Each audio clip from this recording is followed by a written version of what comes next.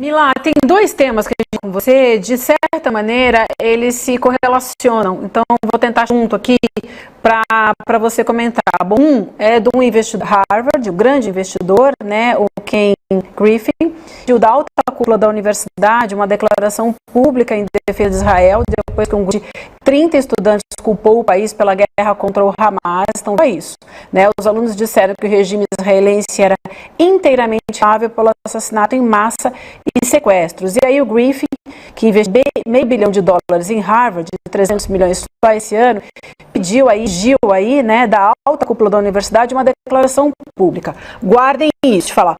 O outro fato que aconteceu, que também está relacionado, para a gente entender um pouco dessa loucura americana e de como é que eles questionam também na guerra, foi que um homem de 70 anos foi acusado ali no subúrbio de Chicago de matar a facada um menino de 10 anos, de ferir gravemente a mãe dele, somente por serem muçulmanos. É isso, Mila, eu queria que você desses dois fatos, porque de fato eles estão relacionados com o teu tema.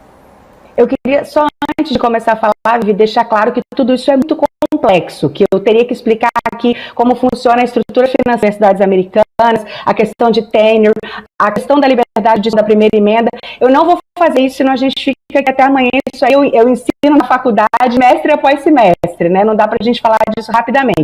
Mas sabendo de tudo isso, eu acho importante botar isso no contexto de uma discussão mais ampla. Parece caso isolado, mas diz respeito à questão da liberdade de expressão, a liberdade de opinião, principalmente das universidades, e até a neutralidade das universidades, que é a grande discussão nos Estados Unidos. Por muito tempo tinha a defesa de que as universidades deviam se manter neutras, como apenas um lugar B, e quem deveria opinar seriam os professores, os estudantes, como esses 30 grupos estudantis de Harvard, e eles deveriam ser respeitados, apoiados, qualquer que fosse a opinião deles, mas a universidade não deveria emitir notas sobre nenhuma situação.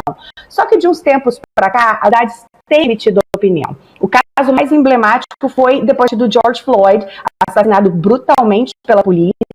Todas as universidades americanas fizeram notas de repúdio imediatas, disseram que os negros importam, então se engajaram muito nessa luta. Agora, vem a cobrar que as universidades se posicionem para tudo. Então, no caso de Harvard, inclusive nominalmente, o caso do Black Lives Matter, vocês se posicionaram em relação a George Floyd, agora vocês têm que se posicionar também em relação a isso. Então, esses 30 grupos foram bastante duros, dizendo a culpa é inteiramente de Israel. A gente tem que apoiar a criação de um Estado palestino urgentemente, e Harvard não havia se pronuncialmente. Esses milionários que basicamente financiam essas instituições privadas gigantescas, falaram como é que é? A gente está dando essa grana toda para a posição da universidade é essa? Nenhuma? Para ter uma ideia, só Harvard recebe 51 bilhões de dólares desses doadores privados. São ex-alunos, pessoas que são ligadas à universidade de alguma maneira. Então, eles falam assim, não é assim, se vocês não falarem nada, a gente vai repensar esse apoio que a gente dá a vocês financeiro. Aliás, antes desse grande doador que a gente está vendo na foto, o ex-presidente de Harvard, Larry Summers, já tinha ido da faculdade. O Summers levantou num artigo essa semana toda essa questão da neutralidade das universidades, dizendo, olha, eu inclusive apoio a neutralidade da universidade, mas uma vez que vocês tenham abertamente começado a dar opinião na questão do Floyd, na questão da Ucrânia, vocês agora estão comprometidos e têm que opinar no resto também. Aí Harvard, finalmente, um tempão depois, soltou uma nota condenando as atrocidades do Hamas, dizendo que era terrorismo e que os grupos estudantis não falavam pela instituição Harvard. Mas a gente está falando de um caso, não foi só Harvard, muitas outras instituições foram cobradas e tiveram que se posicionar, acabaram se posicionando em muitos casos a favor de Israel, condenando os ataques. Agora, isso é um lado da história, né? Uma narrativa, e uma narrativa que aponta muito para a importância, você falou, os dois casos estão ligados e parece que a gente está forçando uma barra ligando, mas não. Isso aponta muito para a questão de como a gente está reportando esses casos, como a imprensa americana, principalmente, tem falado do que está acontecendo em Gaza. E aí houve uma cobrança muito grande disso, nesse caso das universidades, e uma cobrança muito grande nessa tragédia que foi a morte desse menino em Illinois. Foi uma informação já confirmada pelas autoridades de Chicago. Esse homem, um homem teria esfaqueado o menino e ferido gravemente a mãe dele por eles serem muçulmanos.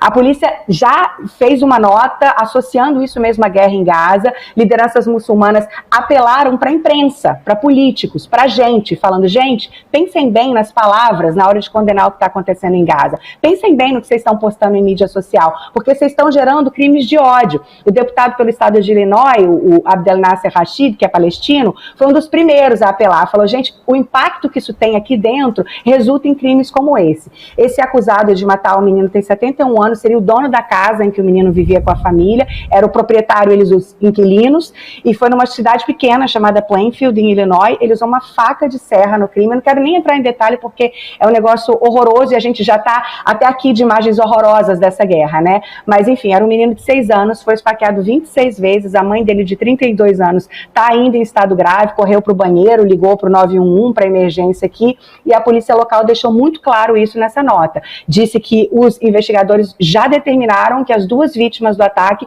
foram alvo desse suspeito por serem muçulmanos e por causa do conflito que agora acontece em Gaza. É mais um capítulo de como palavras importam, de como que a gente fala, de como a cobertura da imprensa, quando ela vai para um lado só, quando ela não é equilibrada, quando ela não questiona a complexidade dessas situações, pode resultar em pessoas tendo visões bastante limitadas, radicais e de puro ódio, como a gente viu nesse